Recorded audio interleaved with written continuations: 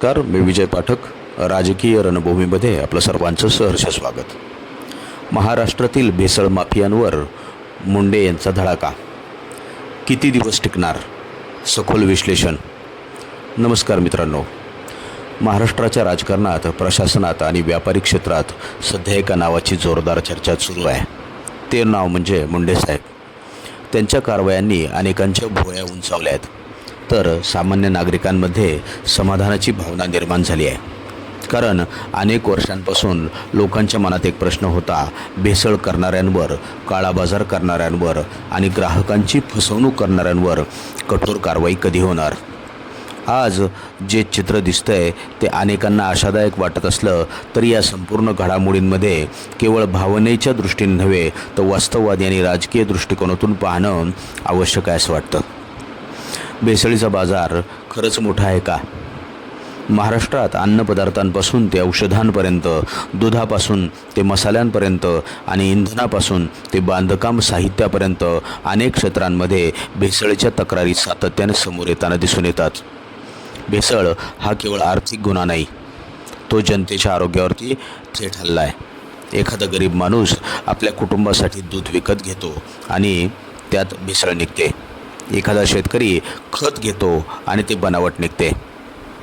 एखादा रुग्ण औषध घेतो आणि त्याचा दर्जा निकृष्ट निघतो. याचा परिणाम केवळ पैशावर होत नाही तर आयुष्य उद्ध्वस्त होण्यापर्यंत जाऊ शकतो. याच पार्श्वभूमीवर जेव्हा एखादा अधिकारी कठोर कारवाई करतो तेव्हा सामान्य माणूस त्याचं स्वागत करतो. मुंडे साहेबांचा धडाका नेमका का चर्चेत आहे? मुंडे साहेबांच्या कारवायांमुळे अनेकांना असा संदेश गेला आहे की प्रशासन अजून जागा आहे. जिथं अनेक वर्ष कारवाई फक्त कागदावर होत असल्याची भावना होती, तिथे प्रत्यक्ष छापे, जप्ती आणि गुन्हे दाखल होऊ लागताना दिसून येत आहेत. यामुळे वेगवेगळ्या प्रतिक्रियासुद्धा दिसून येत आहेत. पहिली प्रतिक्रिया सामान्य नागरिकांची, त्यांना वाटतंय की शेवटी कुणीतरी जनतेसाठी उभा राहिला.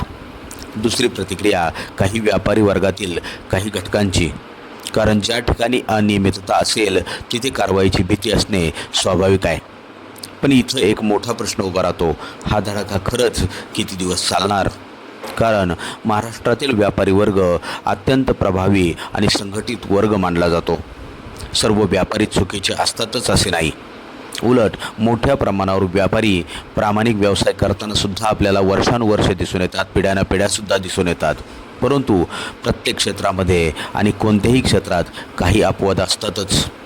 जर कारवायांचा परिणाम अशा घटकांच्या नफ्यावर होऊ लागला तर त्यांच्याकडून दबाव निर्माण होणे ही भारतातील राजकारणातील नवीन गोष्ट नाही.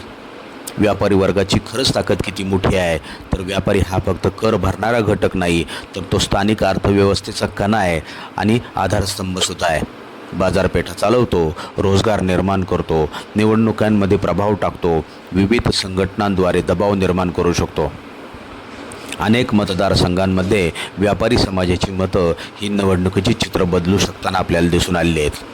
म्हणून कोणतंही सरकार व्यापारी वर्गाच्या भावना पूर्णपणे दुर्लक्षित करू शकत नाही, हेच खरं राजकीय वास्तव सांगतं.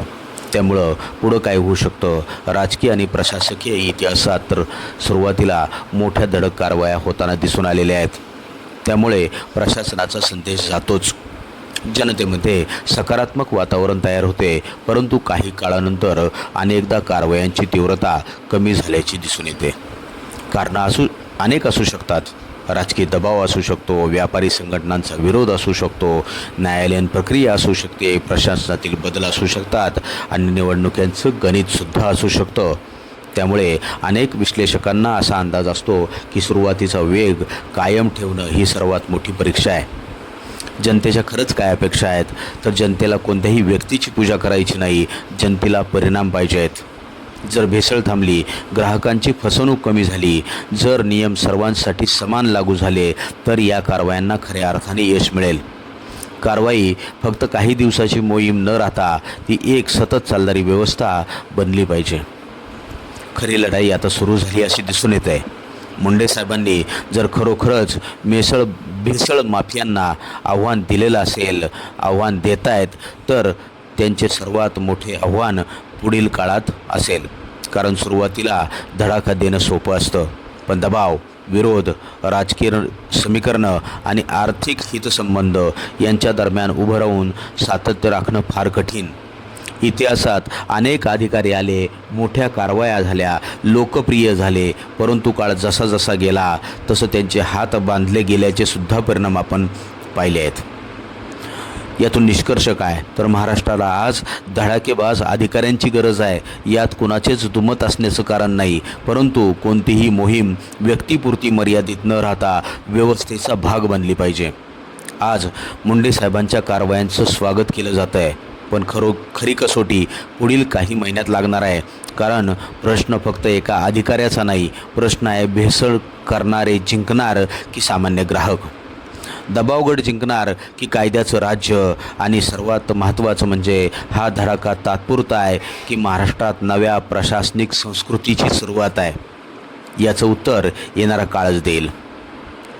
आपणास व्हिडिओ आवडला असेल तर लाईक करा, शेअर करा आणि चॅनलला सबस्क्राईब करायला विसरू नका.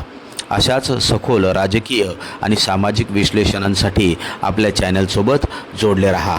धन्यवाद.